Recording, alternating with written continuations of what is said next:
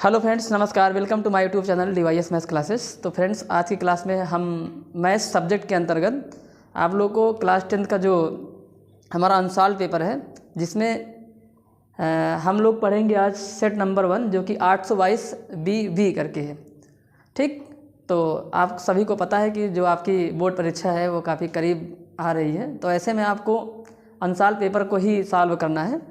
और unsolved paper अगर आप सॉल्व करते हैं तो अधिक से अधिक प्रश्नों को सॉल्व करेंगे, जिससे कि आप लोग का जो कॉन्फिडेंस लेवल है वो ग्रो होगा और आपके कंसेप्ट तो ऑलरेडी वैसे क्लियर होंगे, लेकिन फिर भी अगर कोई समस्या होती है तो क्वेश्चन के माध्यम से वो दूर हो जाएगी।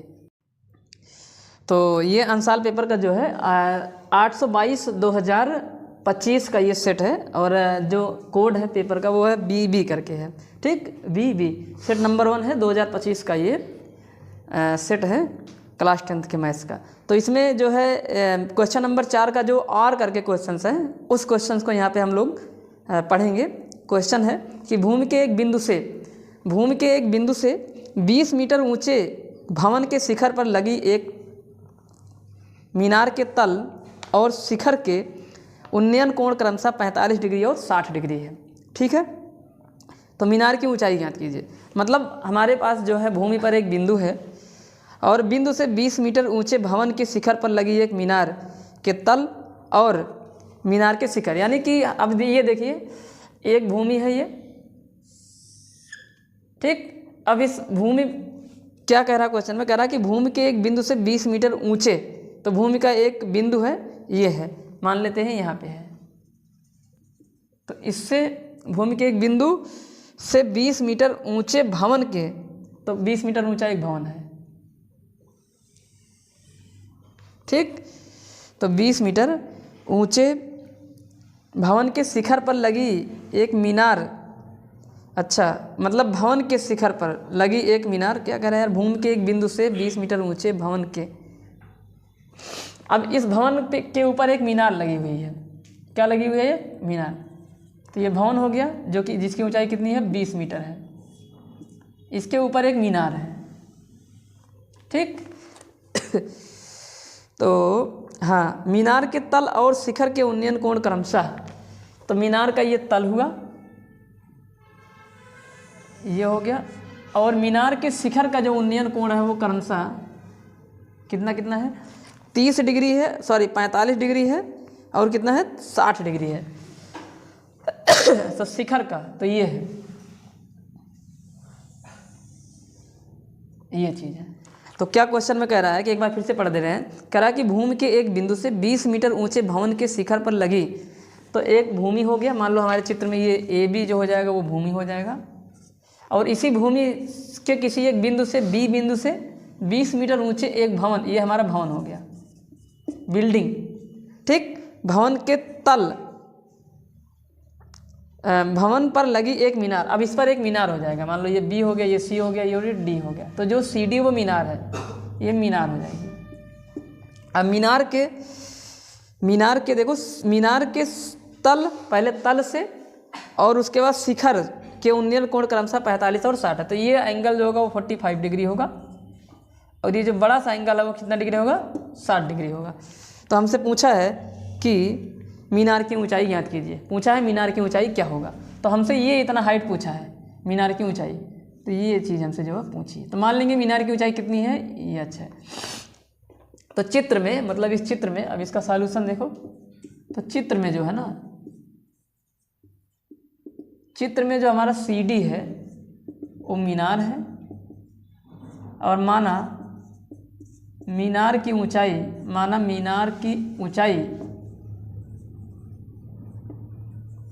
माना मीनार की ऊंचाई कितनी है? h है। देखो यहाँ पे मीनार की ऊंचाई कितनी है? h है। ठीक, कोई दिक्कत इसमें? अब ये जो BC हमारा है चित्र में, BC हमारा ये भवन है, और जो बिंदु B जो हमारा है वो हमारा जमीन पर स्थित कोई बिंदु है, जमीन पर स्थित कोई बिंदु है। ठीक, B क्या है? जमीन पर स्थित कोई बिंदु है। तो हमसे मीनार की ऊंचाई पूछा गया है। ठीक है, तो हमने मान लिया कि मीनार की ऊंचाई कितनी है, h है। अब हमारे पास आप लोग देख पा रहे होंगे कि दो तरह के राइट एंगल ट्रायंगल बने हुए हैं और इस चैप्टर का नाम है एप्लीकेशन ऑफ ट्रिग्नोमेट्री, यानी कि त्रिकोणमिति के अनुप्रयोग। तो चैप्टर के नाम से पता चल रहा है कि यहाँ पे ट्रिग्नोमेट्री का यूज़ किया जाएगा और आप सभी को पता है कि राइट एंगल ट्रायंगल में जो है ट्रिग्नोमेट्री यूज़ होती है।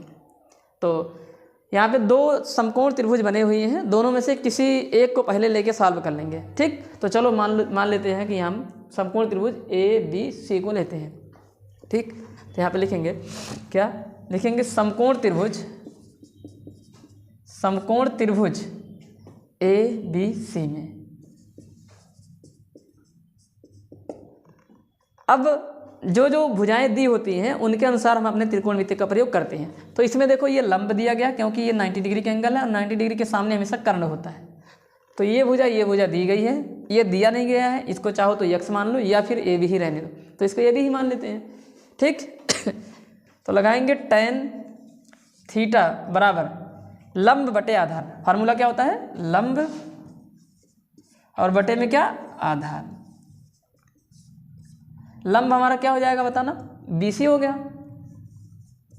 बटे आधार क्या हो जाएगा, AB। लंब कौन सी भुजा होती है, जिस कोण को लिया गया होगा उसी कोण के जो सामने वाली भुजा होती है उसी क्या बोलते हैं, लंब बोलते हैं ना, उसी को तो बोला जाता है। तो चित्र में लंब कौन हो जाएगा, BC। तो यहाँ पे tan थीटा का मान कितना डिग्री है इस त्रिभुज में, 45 डिग्री। देखो ट्रायंगल ABC में जो थीटा वो कितना डिग्री है, 45 डिग्री है। बताओ आदर्श क्या समस्या थी इसमें, यही तो है। तो ABC में जो हमारा थीटा है वो 45 डिग्री है ना, तो थीटा की जगह 45 रखो।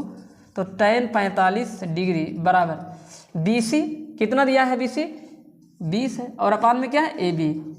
tan 45 का मान कितना हो गया बताना, यहाँ पे सॉल्व करते हैं, 1 = 20 बटा AB। अब यहाँ पे तिरछा गुणा करा लो, तिरछा गुणा कराओगे तो जो AB का मान निकल के आया है वो कितना आया है, 20 आ गया है। तो AB हमारा 20 हो गया। ठीक, तो AB 20 हो गया। अब यहाँ पे लिखेंगे पुनः समकोण त्रिभुज। देखो हमेशा यही काम करेंगे, जितने राइट एंगल ट्रायंगल बने हैं दोनों को बारी बारी से सॉल्व कर लो। इसमें यह नहीं देखना होगा किसको पहले ले लें किसको बाद में, किसी को भी पहले लिख सकते हैं और किसी को भी बाद में। तो पुनः समकोण त्रिभुज, पुनः समकोण त्रिभुज, पुनः समकोण त्रिभुज, कौन सा समकोण त्रिभुज, तो समकोण त्रिभुज ABD में। चलो फिर से लगाएंगे tan थीटा बराबर लंब बटे आधार। ठीक है, और थीटा ना कह के यहाँ पे अल्फा कह दो क्योंकि एंगल दूसरा है। चलो अब यहाँ पे दूसरा एंगल से दिखा देंगे। तो tan अल्फा बराबर लंब बटे आधार। लंब कितना हो गया आपकी बार, लंब हमारा हो जाएगा BD बटे आधार हमारा हो जाएगा AB। सही है ना ये बात, ठीक है। तो tan अल्फा का मान यहाँ पे, अब दूसरा एंगल, पूरा एंगल बड़े वाले ट्रायंगल में देखोगे, ट्रायंगल ABD में जो पूरा एंगल आएगा वो 60 डिग्री का आएगा। तो यहाँ पे अल्फा का मान 60 डिग्री हो गया बराबर BD मतलब क्या, BD का मतलब BC प्लस CD, BD का मतलब होगा BC प्लस में क्या, CD, और अपान में AB का मान निकल के आ गया है कितना, 20। अब बताओ tan 60 अंश का मान कितना होता है, √3 हो जाएगा, सबको पता है ये बात। BC कितना दिया गया है, 20 दिया गया, और प्लस CD को हमने क्या मान रखा है, H, और अपान में कितना आ गया, 20 आ गया। बताओ ये बात सबको समझ में आ रहा है। अब इसको सॉल्व करने के लिए तुम्हारे पास दो ऑप्शंस हैं। पहला, या तो 20 को यहाँ पे सेपरेट कर दो, ऐसे कर सकते हो कि नहीं कर सकते, तो ऐसे सेपरेट कर दो। तो अब जो है यहाँ पे थोड़ा सेपरेट करते हैं, तो बताना यहाँ से, यहाँ पे आगे क्या बन जाएगा, √3 = 20। क्या इसको 20 बटे 20 प्लस में H बटे 20 लिख सकते हो, कोई दिक्कत है, ये इससे कट गया, कोई समस्या इधर, तो कितना आएगा कट के, 1 आ जाएगा। कट के कितना आएगा, यहाँ पे 1 ही तो आएगा, 20 बटे 20 कट के कितना आ जाएगा, 1। अरे भाई कभी हर बराबर रहा होगा तभी तो ये जुड़ा होगा, तो कट गया। तो √3 बराबर 1 प्लस H अपान में कितना आ गया, 20 आ गया। इस 1 को इधर लाओगे तो कितना बन जाएगा, √3 माइनस में 1, और बचा कितना, H अपान में कितना, 20। अब यहाँ पे आ जाएगा √3 माइनस में 1 अपान, सॉरी अपान नहीं, H का मान चाहिए तो 20 तिरछा गुणा होकर उधर ही जाएगा, क्रॉस मल्टीप्लाई कराएगा 20 ना, तो वो उधर जाएगा, तो इधर 20 से क्या हो जाएगा गुणा, और बराबर में कितना आ गया, H। तो H का ये मान आ गया। अगर √3 का मान दिया होगा तो जो है √3 का मान रख देंगे, वरना यही क्या हो जाएगा, भावन क्यों क्या बोलते हैं, वरना ये जो हमारा मीनार की ऊंचाई हो जाएगी। अगर यहाँ पे √3 का मान दिया होगा या अगर आप लोग सॉल्व करना चाह रहे हैं तो √3 का मान 1.732 रख देंगे। तो रख के थोड़ा सिंप्लीफाई करेंगे तो 20 हो जाएगा और √3 का मान 1.732 माइनस में 1 हो गया और बराबर में h हो जाएगा। तो जब इसको घटाओगे तो यहाँ आ जाएगा 20 गुणे 1.732 में से 1 को घटाओगे तो आ जाएगा 0.732। तो यहाँ पे आ जाएगा 0.732 बराबर में क्या आ गया h। अब जब 20 से गुणा कराओगे तो एक 0 दशमलव को खा जाएगा, मतलब दशमलव उधर चला जाएगा। तो यहाँ आ जाएगा 2 गुणे, देखो ये 0 लेके जब कभी भी मल्टीप्लाई कराएंगे तो डेसिमल राइट हैंड साइड में जाता है, तो दशमलव यहाँ से यहाँ चला है। अब 2 से गुणा करा दो, 2 दूनी 4 हो गया, 2 तिहाई 6 हो गया, 2 से 14 हो गया। 2 अंक दशमलव पहले लगा था, अभी भी लगा दो, तो ये आ जाएगा हमारा h का मान। तो यानी कि 14.64 मीटर करके, अगर मीटर में होगा तो मीटर में, सेंटीमीटर में होगा तो, अब सेंटीमीटर में तो होगा नहीं क्योंकि मीनार और भवन सेंटीमीटर में होंगे नहीं, मीटर में होंगे, तो हमारा जो ये आंसर हो जाएगा। इसमें हमेशा सवाल को सावधानी से पढ़ना होता है, कई बार सवाल को देखना पड़ेगा। अगर ये सवाल आप सही से नहीं पढ़ेंगे, आपको समझ में नहीं आएगा तो इसको लगा नहीं पाएंगे। जब फिगर बन जाएगा तो सवाल आपसे लग जाएगा। तो यहाँ पे हमेशा 2 त्रिभुज बनेंगे और समकोण त्रिभुज को आपको पकड़ना। वैसे यहाँ पे देखो तो 3 त्रिभुज बने हैं, एक त्रिभुज है ABC, दूसरा त्रिभुज है ABD और तीसरा त्रिभुज है ACD। ACD को नहीं लेना, क्यों? क्योंकि चैप्टर का नाम ही एप्लीकेशन ऑफ ट्रिग्नोमेट्री, तो ट्रिग्नोमेट्री में राइट एंगल ट्रायंगल का यूज़ किया जाता है, तो राइट एंगल ट्रायंगल जो बना हुआ है उसको पकड़ेंगे। तो इस तरह से ये हमारा सवाल हो जाता है। ये सब एग्जाम में लिखना ज़रूरी नहीं है कि चित्र में ये मीनार है, ये भवन है, ये सब ज़रूरी नहीं है, पर अगर लिख देंगे तो ज़्यादा सही रहेगा। तो इस तरह से ये सवाल हो जाता है।